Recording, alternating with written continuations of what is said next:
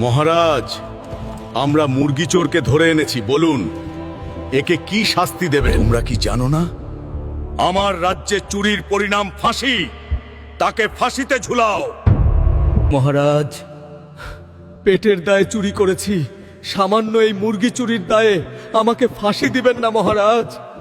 না, আমার রাজ্যে চুরি করলে তাকে ফাঁসিতে ঝুলতেই হবে, কোনো মাফ নেই। ওকে নিয়ে যাও, ফাঁসির আয়োজন করো। আমাকে এই ফাঁসির হাত থেকে বাঁচতেই হবে, কিছু একটা করতে হবে।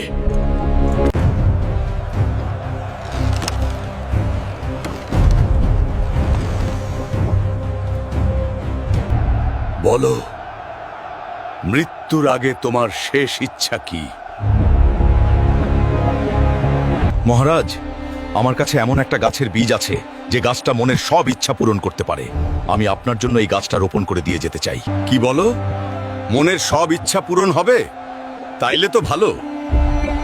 চারা রোপণ করতে কতদিন লাগবে? কমপক্ষে 7 দিন লাগবে মহারাজ। ঠিক আছে, তাহলে চারা রোপণের পরেই ফাঁসি দেওয়া হবে।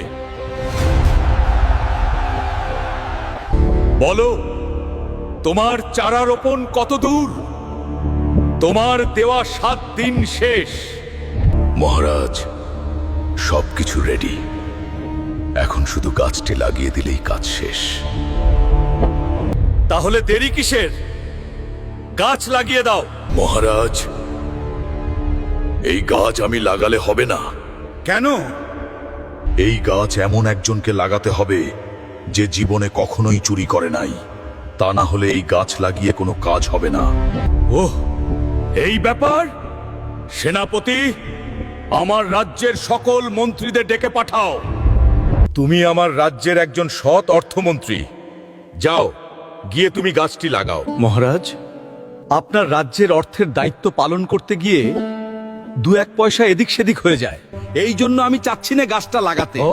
খাদ্যমন্ত্রী অনেক সৎ একজন মানুষ, গাছটা সেই লাগাক মহারাজ। না না মহারাজ, আমিও গাছ লাগাতে পারবো না। এই পুরো রাজ্যের খাদ্যের দায়িত্ব পালন করতে গিয়ে আমারও একটু এদিক সেদিক হয়, আমাকেও ক্ষমা করবেন মহারাজ। এত মহা মুশকিলে পড়লাম রে বাবা, আমার রাজ্যের মন্ত্রীদের এই অবস্থা তাহলে। মহারাজ, এখন তাহলে এই গাছ লাগাবে কে? এইখানে এমন কেউ কি নেই যে কখনো চুরি করে নাই? মহারাজ, আপনার মন্ত্রীরা তো সবাই কম বেশি চোর, কিন্তু আপনি তো আর চোর না, তাই আপনি নিজেই গাছটা লাগান। এটা তুমি কি বললে? তারা সামান্য মন্ত্রী হয়ে যদি তাদের এদিক সেদিক হতে পারে, তাহলে আমি তো এই রাজ্যের রাজা, আমার কি এদিক সেদিক হতে পারে না?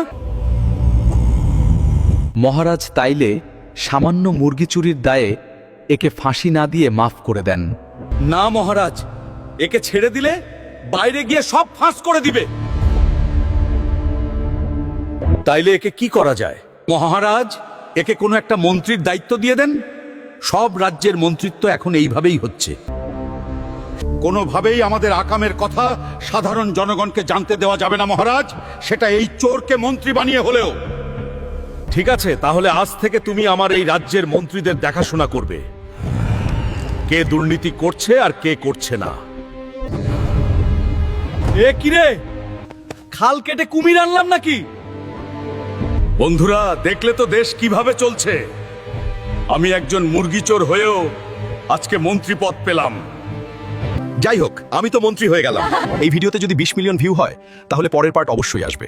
অনেক কষ্ট করে ভিডিও বানাই, সবাই সাপোর্ট করবেন প্লিজ। এবার আমার দায়িত্ব দেখতে চাইলে কমেন্ট করো, শেয়ার করো আর সাবস্ক্রাইব করো।